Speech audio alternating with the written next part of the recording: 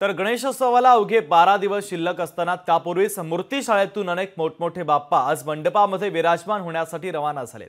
यावेळी लालबाग परळ इथल्या मूर्तींच्या शाळेतून बाप्पांचा फर्स्ट लुक पाहण्यासाठी रस्त्याच्या दुतर्फा प्रचंड गर्दी झालेली आहे।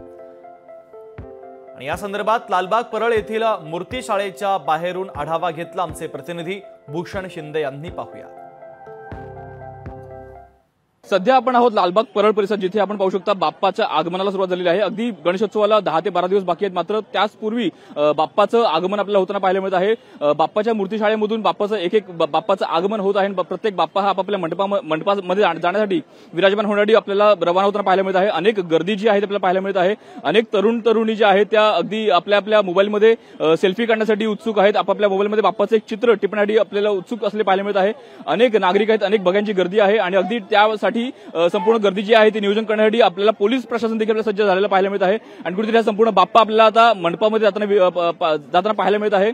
अगदी जर बाप्पाची मूर्ती पाहिली अत्यंत देखणी अशी आपल्याला मूर्ती पाहायला मिळत आहे। अनेक मूर्त्या ज्या आहेत त्या आज दिवसभरामध्ये इथून रवाना होणार अशा प्रकारे संपूर्ण हे बाप्पाचं नियोजन आहे। आणि एकंदर बाप्पाच्या जे आगमन आहे, अगदी जे गणेशोत्सव आहे तो अगदी 10 ते 12 दिवसांवर येऊन छापलेला आहे। कुठेतरी बाप्पा जे आहेत ते आता मंडपात विराजमान व्हायला सुरुवात झालेली आहे। कॅमेरा विनीत पेंडेकरसह भूषण शिंदे, लोकशाही मराठी, मुंबई।